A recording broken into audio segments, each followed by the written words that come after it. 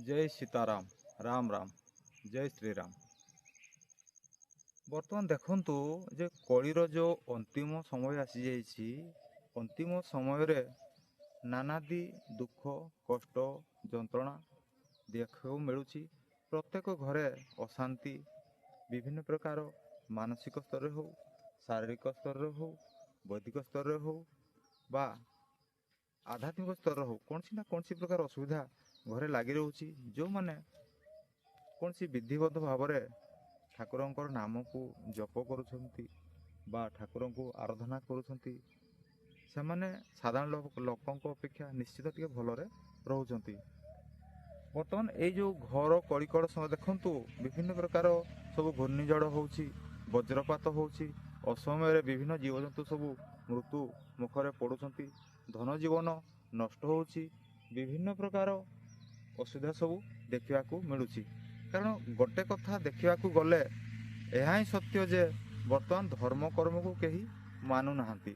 समस्ते धर्म कर्म को त्याग करी विज्ञान पछरे दौड़ुछंती, धर्म कर्म को त्याग करी विभिन्न प्रकार असामाजिक पथरे जाउछंती एवं असामाजिक कर्म मध्य करूछंती। किंतु गोटे कथा मन रखिबा उचित जे धर्म चारि जुगरे थिला अछि एवं चारि जुगरे रहिबो। कारण ए धर्म जगु पाई बा धर्म पाई तो बा प्रभुंको नाम पाई तो ए जगतटा एते समय पर्यंत तिष्ठि रही पारिछि।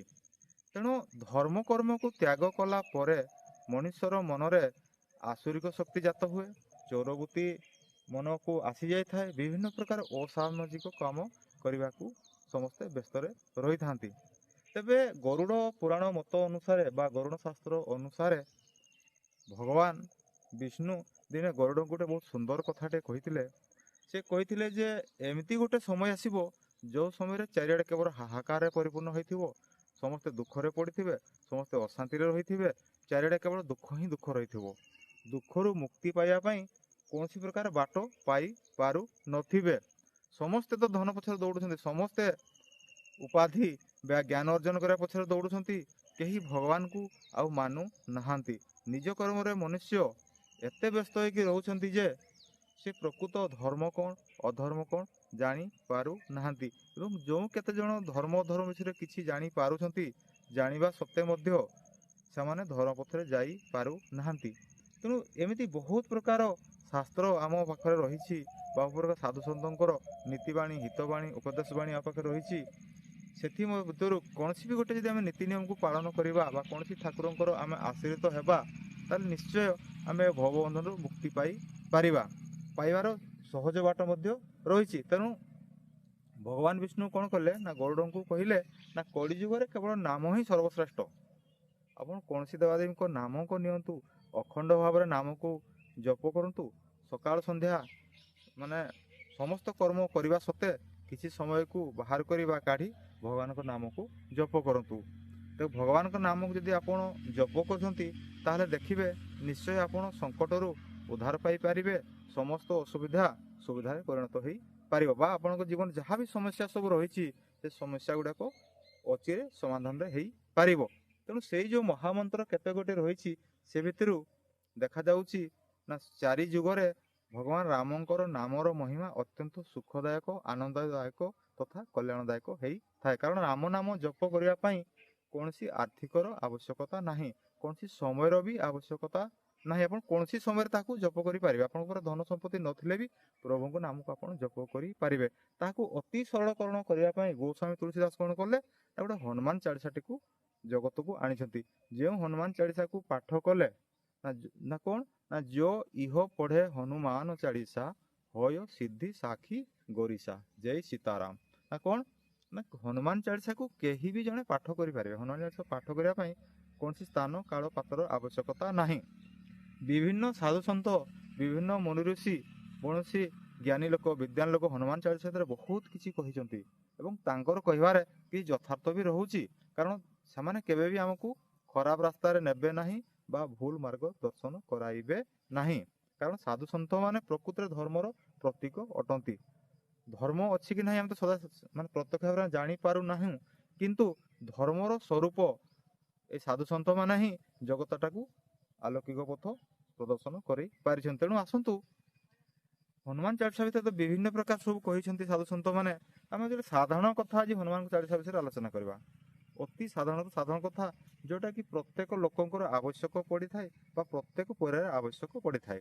ନା କାହିଁକି ନା ଏଇ ଯୋଉ କଥାଟା ଆମେ ଆଜି ଆଲୋଚନା କରିବାକୁ ଯାଉଛନ୍ତି, ଏଥିରେ ଅତି ସହଜ ଭାବରେ ଜଣେ ଲୋକ କେମିତି ଭବବନ୍ଧନ ସେ ମୁକ୍ତି ପାଇପାରିବେ, ସଙ୍କଟରୁ ଉଦ୍ଧାର ପାଇପାରିବେ, ନିଜର ସମସ୍ୟାରୁ ସମାଧାନ ବା ମୁକ୍ତି ପାଇପାରିବେ, ସେ ବିଷୟରେ ଆସନ୍ତୁ କିଛି ଲୌକିକ ବା ସକାମ ହନୁମାନ ଚାଳିଶାର ଫଳ କ'ଣ ସବୁ ମିଳେ ଆଜି ଆଲୋଚନା କରିବା। ଜୟ ସୀତାରାମ। ତାହେଲେ ପ୍ରଥମ କଥା ହେଉଛି, ଦେଖନ୍ତୁ ଆମେ ସମସ୍ତେ ଜାଣିଛନ୍ତି ଯେ 9ଟି ଗ୍ରହ ଅଛନ୍ତି। ନବଗ୍ରହଙ୍କର ଅଶୁଭ ଦୃଷ୍ଟିରୁ ବିଭିନ୍ନ ପ୍ରକାର କ୍ଷୟକ୍ଷତି ହେଇଥାଏ ବା ମଣିଷ ବିପଦଗାମୀ ହେଇଥାନ୍ତି। ସେଇ 9ଟି ଗ୍ରହ ଭିତରୁ ଆଜି ଗୋଟିଏ ଗ୍ରହ କଥା ଆମେ ଆଲୋଚନା କରିବା, ସେ ହେଉଛି ମଙ୍ଗଳ ଗ୍ରହ କଥା ବା ମଙ୍ଗଳ ମହାଗ୍ରହଙ୍କ କଥା, ଯିଏ ହେଲେ କି ଭୂମିପୁତ୍ର ମଙ୍ଗଳ। କାରଣ ମଙ୍ଗଳ ଗ୍ରହଙ୍କର ଯାହା ପ୍ରତି ଅଶୁଭ ଦୃଷ୍ଟି ପଡ଼ିଥାଏ ତାଙ୍କ ଜୀବନଟି ସମ୍ପୂର୍ଣ୍ଣ ଛାରଖାର ହେଇ ଯାଇଥାଏ। ତାଙ୍କୁ କୌଣସି କାମରେ ତାଙ୍କୁ ସଫଳତା ମିଳିନଥାଏ, ସବୁ ଜାଗାରେ ସିଏ ଅଶାନ୍ତି ଏବଂ ଦୁଃଖ ଅନୁଭବ କରିଥାନ୍ତୁ। ଯଦି କାହାର ମଙ୍ଗଳ ଗ୍ରହ ଖରାପ ଚାଲିଛି ତାହେଲେ କ'ଣ କରିବେ ନା, ଦୈନନ୍ଦିନ ଆପଣ ହନୁମାନ ଚାଳିଶାକୁ ପାଠ କରନ୍ତୁ। ସକାଳେ ଏବଂ ସନ୍ଧ୍ୟାବେଳେ ଦୈନନ୍ଦିନ ହନୁମାନ ଚାଳିଶାକୁ ପାଠ କରନ୍ତୁ ଏବଂ ଅଶ୍ୱସ୍ଥ ବୃକ୍ଷ ମୂଳେ ଜଳ ପ୍ରଦାନ କରନ୍ତୁ। ଦେଖିବେ ଯେଉଁ ମଙ୍ଗଳ ଗ୍ରହଙ୍କର ଅଶୁଭ ଦୃଷ୍ଟି ଆପଣମାନଙ୍କ ଉପରେ ପଡ଼ୁଛି ବା ତାଙ୍କ ଦ୍ୱାରା ଆପଣ କଷ୍ଟ ପାଉଛନ୍ତି, ସେ ମଙ୍ଗଳ ଗ୍ରହ ଧୀରେ ଧୀରେ ଖରାପ ଦୃଷ୍ଟି ତାଙ୍କ ଦୂରେଇ ଯିବ ଏବଂ ଶୁଭ ଦୃଷ୍ଟି ଆପଣମାନଙ୍କ ଉପରେ ପଡ଼ିବ। ଜୟ ସୀତାରାମ। ଧରନ୍ତୁ ଆଉ ଜଣେ ଗ୍ରହ ହେଉଛନ୍ତି କିଏ ନା ଶନି ମହାଗ୍ରହ। ନା ଶନିଙ୍କ କଥା ଶୁଣିଲେ ସମସ୍ତଙ୍କ ତଣ୍ଟି ଶୁଖିଯାଏ, କାରଣ ଶନି ଗ୍ରହ ଅତ୍ୟନ୍ତ କ୍ରୂର ଅଟନ୍ତି। ସେ ବହୁତ କଷ୍ଟ ଦିଅନ୍ତି, ଜୀବନରେ ତ ସତ ମାରନ୍ତି ନାହିଁ କିନ୍ତୁ ଅତ୍ୟନ୍ତ ଦୁଃଖ କଷ୍ଟ ଏବଂ ଯନ୍ତ୍ରଣା ଦିଅନ୍ତି। ତେଣୁ ଯଦି ଧରିନିଅନ୍ତୁ ଆପଣଙ୍କର କାହାର 7.5 ଶନି ଚାଲିଛି, ତାହେଲେ 7.5 ଶନି ଯଦି ଚାଲିଛି କ'ଣ କରିବେ ନା, ପ୍ରତ୍ୟେକ ଦିନ ଶ୍ରଦ୍ଧାର ସହିତ ଆପଣ ହନୁମାନ ଚାଳିଶାକୁ ପାଠ କରନ୍ତୁ। ସକାଳେ ଏବଂ ସନ୍ଧ୍ୟାବେଳେ ଠାକୁରଙ୍କ ସାମ୍ନାରେ ଧୂପଟେ ଦୀପଟେ ଜାଳି ବା ଠାକୁରଙ୍କୁ ନାଲି ପୁଷ୍ପଟିଏ ଦେଇ ଶ୍ରଦ୍ଧା ସହିତ ହନୁମାନ ଚାଳିଶାକୁ ପାଠ କରନ୍ତୁ। ଦେଖିବେ ଶନିଙ୍କର ଖରାପ ଦୃଷ୍ଟି ଆପଣଙ୍କ ଉପରୁ କଟିଯିବ। ଏ ବି ଗୋଟେ ବହୁତ ସୁନ୍ଦର କଥା। ଏବଂ ତୃତୀୟଟି ହେଉଛି କ'ଣ, ସମସ୍ତ ପ୍ରକାର ଭୟରୁ ମୁକ୍ତି ପାଇବା ପାଇଁ। କୌଣସି ପ୍ରକାର ଆପଣଙ୍କ ମନରେ ଭୟ ଜାତ ହେଉଛି, ଆପଣ ଦିନରେ ଯାଉଛନ୍ତି ରାତିରେ ଯାଉଛନ୍ତି ବା କୌଣସି ନିର୍ଜନ ଜାଗାକୁ ଯାଉଛନ୍ତି, ଆପଣଙ୍କୁ ଭୟ ଆସୁଛି ମନରେ, କୌଣସି କାମ କରିବା ପାଇଁ ଗଲାବେଳେ ଆପଣଙ୍କ ମନରେ ଭୟ ଆସୁଛି, କୌଣସି କାମ କରିବାକୁ ଆପଣଙ୍କୁ ସାହସ ହେଉନି, ତାହେଲେ ଏ ଯଦି ଆପଣ କ'ଣ କରିବେ ନା, ଦୈନନ୍ଦିନ ଯଦି ଆପଣ ହନୁମାନ ଚାଳିଶାକୁ ପାଠ କରିବେ ଏବଂ ଦୈନନ୍ଦିନ ହନୁମାନ ଚାଳିଶା ପାଠ ସହିତ ଯଦି ବଜରଙ୍ଗ ବାଣକୁ ପାଠ କରିବେ, ତାହେଲେ କ'ଣ ଆପଣଙ୍କ ଭିତରେ ଯେଉଁ ଭୟ ରହିଛି ବା ନାନାଦି ପ୍ରକାର ଦୁଶ୍ଚିନ୍ତା ସବୁ ମୁଣ୍ଡରେ ଆପଣଙ୍କ ଭିତରେ ରହିଛି, ତାହେଲେ ଦେଖିବେ ସେ ଭୟ ଆପଣ ଧୀରେ ଧୀରେ ଛାଡ଼ିକି ପଳେଇ ଯିବ। ଚତୁର୍ଥରେ କ'ଣ ନା, ସବୁଠୁ ବଡ଼ କଥା ହେଲା ବର୍ତ୍ତମାନ ଦେଖୁଥିବେ ବର୍ତ୍ତମାନ ଠାଏ ଠାଏ ପ୍ରତ୍ୟେକ ଜାଗାରେ ପ୍ରତ୍ୟେକ ସମୟରେ ଦେଖିବେ ଦୈବ ଦୁର୍ଘଟଣା ସବୁ ଘଟୁଛି। ଆପଣ ଘରୁ ବାହାରିକି ଯାଉଛନ୍ତି, ଆଉ ଥରେ ଘରକୁ ଫେରି ଆସିବେ କି ନାହିଁ ଆପଣଙ୍କ ଜୀବନ ଉପରେ କୌଣସି ଭରସା ରହୁନାହିଁ।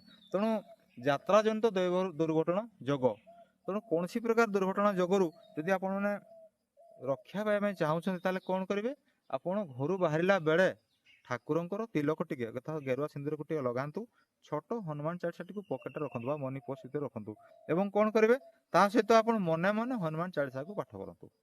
ଦେଖିବେ ଯାତ୍ରା ସମୟରେ ଆପଣଙ୍କର କୌଣସି ପ୍ରକାର ଦୈବ ଦୁର୍ଘଟଣା ଯୋଗ ଆସିବ ନାହିଁ ବା ଆପଣ ଅସୁବିଧାରେ କେବେ ପଡ଼ିବେ ନାହିଁ। ଆଉ ଗୋଟେ ଦେଖିବା ଘରେ ଘରେ ବର୍ତ୍ତମାନ କ'ଣ ଚାଲିଛି, ତା ଛୋଟ ଛୁଆ ଦେଖେ ଶୋଇଲା ବେଳେ ଡରନ୍ତି। ଛୋଟ ଛୁଆ କ'ଣ, ବଡ଼ ଲୋକମାନେ ବି ଶୋଇଲା ବେଳେ ଡରନ୍ତି। ଦେଖିବେ ଦୁଃସ୍ୱପ୍ନ ନାନା ଦୁଃସ୍ୱପ୍ନ ସବୁ ଦେଖନ୍ତି, ଦେଖିଲା ବେଳେ ସେମାନେ ରାତିରେ ଶୋଇଲା ବେଳେ ଚମକନ୍ତି ବା ଡରନ୍ତି। ତାହେଲେ ସେଇ ସମୟରେ କ'ଣ କରିବେ ନା, ସେ ଯେଉଁ ଲୋକ ବାରମ୍ବାର ଡରୁଛନ୍ତି ବା ଯେଉଁ ଛୋଟ ଛୁଆ ବାରମ୍ବାର ଶୋଇଲା ବେଳେ ଚମକୁଛନ୍ତି ବା ଡରୁଛନ୍ତି, ନା ସେ ଛୁଆ ବା ସେ ବଡ଼ ଲୋକ ଶୋଇଲା ବେଳେ ତକିଆ ତଳେ କ'ଣ କରିବେ ନା, ଗୋଟେ ହନୁମାନ ଚାଳିଶାକୁ ଦେଇକି ଶୋଇବେ। ଦେଖିବେ ଯଦି ହନୁମାନ ଚାଳିଶା ମୁଣ୍ଡ ପାଖ ଦେଇ ରାତି ଶୋଉଛନ୍ତି, ତାହେଲେ ଦେଖ କୌଣସି ପ୍ରକାର ଖରାପ ସ୍ୱପ୍ନ ଆପଣମାନଙ୍କୁ କେବେ ବି ହେବ ନାହିଁ କିମ୍ବା ଡର ଭୟ ଆପଣଙ୍କ ଜୀବନରେ କେବେ ଆସିବ ନାହିଁ। ଷଷ୍ଠରେ କ'ଣ ହେଉଛି ନା, ଆତ୍ମବଳ ବା ଜୀବନ ଶକ୍ତି। ଯଦି ଆପଣଙ୍କର ମନୋବଳ ଦୃଢ଼ ରହୁନାହିଁ, ଆପଣ କୌଣସି କାମ କରିବାକୁ ଦ୍ୱନ୍ଦ୍ୱରେ ବାରମ୍ବାର ପଡ଼ୁଛନ୍ତି, ଆପଣଙ୍କର ମନ ଦ୍ୱିଛକି ରହୁଛି, ମୁଁ କରିବି କି କରିବି ନାହିଁ, କଲେ ଭଲ ହେବ କି ଭଲ ହବନି, ଏବେ ଯଦି ବିଭିନ୍ନ ପ୍ରକାର ଏ ପ୍ରକାର ଚିନ୍ତା ଆପଣମାନଙ୍କ ଭିତରେ ରହୁଛି, ଯେ ଦୃଢ଼ ମନୋବଳ ଆପଣଙ୍କର ରହୁନାହିଁ, କ'ଣ କରିବା ଉଚିତ କ'ଣ କରିବା ଏ ବିଷୟରେ ଆପଣ ଜାଣିପାରୁନାହାନ୍ତି ବା ନିର୍ଣ୍ଣୟ କରିପାରୁନାହାନ୍ତି, ତାହେଲେ କ'ଣ କରିବେ ନା ଆପଣ ଦୈନନ୍ଦିନ ହନୁମାନ ଚାଳିଶାକୁ ସକାଳ ସନ୍ଧ୍ୟା ପାଠ କରନ୍ତୁ। ଦେଖିବେ ଆପଣଙ୍କର ଦୃଢ଼ ମନୋବଳ ଆସିବ। ଆଉ ଯେଉଁ କାମ କରିବା ପାଇଁକି ଆପଣଙ୍କ ମନ ଦୁର୍ବଳ ରହୁଥିବ, ସେ ଦୁର୍ବଳ ମନ ସବଳରେ ପରିଣତ ହୋଇ ଜୀବନ ଶକ୍ତି ମଧ୍ୟ ସେ ବୃଦ୍ଧି କରାଇବେ। ବର୍ତ୍ତମାନ ଦେଖନ୍ତୁ, କୌଣସି ବିଦ୍ୟାର୍ଥୀ ଯେତେବେଳେ କୌଣସି କଲେଜରେ ପଢ଼ିବା ପାଇଁ ଯାଉଛନ୍ତି, କୌଣସି ସ୍କୁଲରେ ପଢ଼ିବା ପାଇଁ ଯାଉଛନ୍ତି, କୌଣସି ଜବ୍ କରିବା ପାଇଁ ଯାଉଛନ୍ତି, ତାଙ୍କୁ ଗୋଟେ ଏଣ୍ଟ୍ରାନ୍ସ ବା ଇଣ୍ଟରଭ୍ୟୁ ଦେବାକୁ ପଡ଼ୁଛି। ପିଲାମାନଙ୍କ ଭିତରେ ଗୋଟେ ଭୟାନୀ ଭାବ ଆସୁଛି, ମୁଁ ପାଠ ସିନା ପଢ଼ିଲି, ବାପା ମାଆ ମାନେ ମୋତେ ସିନା ପାଠ ପଢ଼ାଇଲେ, କିନ୍ତୁ ମୁଁ ପରୀକ୍ଷାରେ ଉତ୍ତୀର୍ଣ୍ଣ ହେଇପାରିବି କି ନାହିଁ ବା ସଫଳତା ପାଇପାରିବି ନାହିଁ। ତାହେଲେ କ'ଣ କରିବେ ନା ଆପଣ ଯଦି କୌଣସି ଇଣ୍ଟରଭ୍ୟୁ ବା ଏଣ୍ଟ୍ରାନ୍ସ ଦେବା ପାଇଁ ଆପଣ ଯାଉଛନ୍ତି, ତାହେଲେ ଏଣ୍ଟ୍ରାନ୍ସ ବା ଇଣ୍ଟରଭ୍ୟୁ ଦେବା ପୂର୍ବରୁ ଆପଣ 3 ବାର ହନୁମାନ ଚାଳିଶାକୁ ପାଠ କରି ଭକ୍ତି ସହକାରେ ଭଗବାନଙ୍କୁ ନିଜ ହୃଦୟରେ ବସେଇ ଆପଣ ଇଣ୍ଟରଭ୍ୟୁ ବା ଏଣ୍ଟ୍ରାନ୍ସ ଦେବାକୁ ଯାଆନ୍ତୁ। ଦେଖିବେ ଆପଣଙ୍କ ଜୀବନ ନିଶ୍ଚୟ ସଫଳତା ମିଳିପାରିବ। ଧରନ୍ତୁ ଆପଣ ବ୍ୟବସାୟଟେ କରୁଛନ୍ତି, କି ଘରଟିଏ କଲେ, କି ଛୁଆକୁ ବାହାରେ ପାଠ ପଢ଼େଇଲେ, କି ଜାଗାଟିଏ କିଣିଲେ, କି ସୁନାଟିଏ କିଣିଲେ, ମାନେ ବାରମ୍ବାର ଆପଣ ଋଣରେ ବୁଡ଼ିକି ରହୁଛନ୍ତି। ଆପଣ ଏମିତି ଋଣରେ ବୁଡ଼ିକି ରହୁଛନ୍ତି ନା ଆପଣ ଋଣରୁ କେବେ ମୁକ୍ତି ପାଇପାରୁନାହାନ୍ତି। ଶତ ଚେଷ୍ଟା କଲେ ବି ଋଣ ଆପଣଙ୍କୁ ପଛ କେବେ ଛାଡ଼ୁନାହିଁ। ତାହେଲେ କ'ଣ କରିବେ ନା ଦୈନନ୍ଦିନ ସକାଳ ଏବଂ ସନ୍ଧ୍ୟାରେ 3 ଥର ଲେଖାଏଁ ହନୁମାନ ଚାଳିଶାକୁ ପାଠ କରନ୍ତୁ। କ'ଣ କରିବେ ନା ସକାଳେ 3 ବାର ହନୁମାନ ଚାଳିଶାକୁ ପାଠ କରନ୍ତୁ, ସନ୍ଧ୍ୟାବେଳେ 3 ବାର ହନୁମାନ ଚାଳିଶାକୁ ପାଠ କରନ୍ତୁ, ଏବଂ ହନୁମାନଙ୍କ ଯେଉଁ ଗାୟତ୍ରୀ ମନ୍ତ୍ରଟି ରହିଛି ସେ ଗାୟତ୍ରୀ ମନ୍ତ୍ରକୁ ମଧ୍ୟ ସକାଳେ ସନ୍ଧ୍ୟାବେଳେ ଜପ କରନ୍ତୁ। ଦେଖିବେ ଆପଣଙ୍କ ଜୀବନରେ ଯେଉଁ ଋଣ ଆପଣଙ୍କୁ ବାରବାର ମୃତ୍ୟୁବତ ପୀଡ଼ା ଦେଉଛି ବା କଷ୍ଟ ଦେଉଛି, ସେ ଋଣରୁ ଆପଣ ମୁକ୍ତି ପାଇପାରିବେ। ଏବଂ ନବମରେ କ'ଣ ହେଉଛି ନା ଜମିବାଡ଼ି କିଣା ବିକା। ଧରନ୍ତୁ ଆପଣ କୌଣସି ଗୋଟେ ଜାଗା କିଣିବା ପାଇଁ ଚାହୁଁଛନ୍ତି, ଆପଣଙ୍କ ପାଖରେ ପଇସା ଅଛି କିନ୍ତୁ ଆପଣ ଜାଗାଟେ କିଣି ପାରୁନାହାନ୍ତି। ବହୁତ ଲୋକଙ୍କର ଇଚ୍ଛା ଅଛି ଯେ ମୁଁ ଗୋଟେ ମାନେ ବଜାର ଭିତରେ ବା ଟାଉନରେ ଗୋଟେ ଜାଗା କିଣିବି, ଦୋକାନଟେ କରିବି, ବାଣିଜ୍ୟ ବ୍ୟବସାୟ କରିବି, କି ଜାଗାଟା ମୁଁ ନିଜର ଅଛି ବିକି ତାକୁ କୌଣସି ଗୋଟେ ଭଲ କାମ ଲଗେଇବି। ଆପଣ ଚାହୁଁଥିବେ ଜାଗାଟେ କିଣିବା ପାଇଁ ବିକିବା ପାଇଁ, କିନ୍ତୁ ଦେଖିବେ ଆଜ୍ଞା ଜାଗାର ନା ଆପଣ କିଣି ପାରୁଛନ୍ତି ନା ଜାଗାଟି ଆପଣ ବିକି ପାରୁଛନ୍ତି। ତାହେଲେ କ'ଣ କରିବେ ନା ଯେଉଁ ଜାଗାଟା ଆପଣ ବିକିବା ପାଇଁ ଚାହୁଁଛନ୍ତି ସେଠି କ'ଣ ଗୋଟେ ମାରୁତି ଯନ୍ତ୍ର ସ୍ଥାପନା କରି ତା ପାଖରେ ଧୂପ ଦୀପ ଦେଇ ଦୈନିକ ହନୁମାନ ଚାଳିଶାକୁ ପାଠ କରନ୍ତୁ। ଦେଖିବେ ଆପଣ ଯେଉଁ ଜାଗାଟେ କିଣିବା ପାଇଁ ଚାହୁଁଛନ୍ତି ବା ବିକ୍ରି କରିବା ପାଇଁ ଚାହୁଁଛନ୍ତି, ତାହା ବହୁତ ଅତ୍ୟନ୍ତ ସହଜରେ ହେଇପାରିବ। ଏବଂ ଦଶମରେ କ'ଣ ହେଉଛି ବର୍ତ୍ତମାନ ଦେଖିବେ କୋର୍ଟ କଚେରୀ ମାଲି ମୋକଦ୍ଦମା ପ୍ରାୟତଃ ବହୁତ ଲୋକଙ୍କର ଚାଲିଛି। ଆଉ ଲୋକମାନେ କୋର୍ଟ କଚେରୀ ଦୌଡ଼ି ଦୌଡ଼ି ଥକି ଗଲେଣି, କିନ୍ତୁ ତାଙ୍କର କୌଣସି ଉପକାର ମିଳିପାରୁନାହିଁ ବା କୋର୍ଟ କଚେରୀରେ କୌଣସି ପ୍ରକାର ସଫଳତା ମିଳିପାରୁନାହିଁ। ତାହେଲେ କ'ଣ କରିବେ କୋର୍ଟ କଚେରୀରୁ ମୁକ୍ତି ପାଇବା ପାଇଁ ହେଲେ ଏଠି 2ଟା ବାଟ ଅଛି। ନା ଗୋଟେ ବାଟ ହେଉଛି କ'ଣ ନା ଆପଣ ହନୁମାନ ଚାଳିଶା ଗୋଟେ ପାଠ କରାନ୍ତୁ, ନିଜେ କରନ୍ତୁ, ଏବଂ କିମ୍ବା ଯେଉଁ ଲୋକ ହନୁମାନ ଚାଳିଶା କରୁଛନ୍ତି ତାଙ୍କର ସହାୟତା ନିଅନ୍ତୁ। ଆପଣ ଗୋଟେ ଜାଗାରେ 100 ବାର ବା 108 ବାର ହନୁମାନ ଚାଳିଶାକୁ ପାଠ କରନ୍ତୁ ଏବଂ ପୂର୍ଣ୍ଣାଙ୍ଗ ଯଜ୍ଞ ହାତ କରାନ୍ତୁ। ଦେଖିବେ ଆପଣଙ୍କର କୋର୍ଟ କଚେରୀ ମୋକଦ୍ଦମାରୁ ଆପଣ ରକ୍ଷା ପାଇପାରିବେ। ଏତଦ୍ ବ୍ୟତୀତ ଯଦି ଆପଣ ମହାଦେବଙ୍କର ଯେଉଁ ଗୋଟେ ମହାମୃତ୍ୟୁଞ୍ଜୟ ମନ୍ତ୍ର ରହୁଛି, ଯଦି ସେ ମହାମୃତ୍ୟୁଞ୍ଜୟ ମନ୍ତ୍ରକୁ ଆପଣ ଜପ କରୁଛନ୍ତି, ତାହେଲେ ବି ଆପଣଙ୍କ ଏ ସମସ୍ୟାରୁ ଆପଣ ମୁକ୍ତି ପାଇପାରିବେ। ଆଉ ଯେଉଁ ଦ୍ୱିତୀୟ କଥା ହେଉଛି କ'ଣ ନା ଆଉ ଗୋଟେ ସୁନ୍ଦର ଜିନିଷ ରହିଛି, ଗୋସ୍ୱାମୀ ତୁଳସୀଦାସ ତାକୁ ରଚନା କରିଥାଉଛି ସୁନ୍ଦରାକାଣ୍ଡ।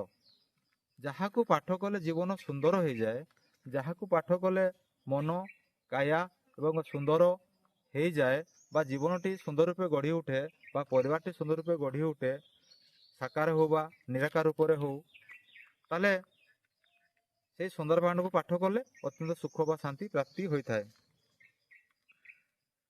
ଆଉ ଗୋଟେ ହେଉଛି କ'ଣ ନା ଚାକିରି ବା ବ୍ୟବସାୟରେ ବାଧା। ଆପଣ ବାରମ୍ବାର ଚାକିରି କରିବାକୁ ଯାଉଛନ୍ତି, ଚାକିରି ଆପଣ ବିଫଳତା ପାଉଛନ୍ତି ବା ଚାକିରି ଆପଣ କୌଣସି ପ୍ରକାର ସିଦ୍ଧି ଲାଭ ହେଇପାରୁନାହିଁ। ତାହେଲେ କ'ଣ କରିବେ ନା ସର୍ବନିମ୍ନ 40 ଦିନ ପର୍ଯ୍ୟନ୍ତ ଆପଣ ହନୁମାନ ଚାଳିଶାକୁ ବ୍ରହ୍ମଚର୍ଯ୍ୟ ରୂପକ ପାଳନ କରି ଦୈନିକ 40 ଦିନ ପର୍ଯ୍ୟନ୍ତ ହନୁମାନ ଚାଳିଶାକୁ ପାଠ କରନ୍ତୁ।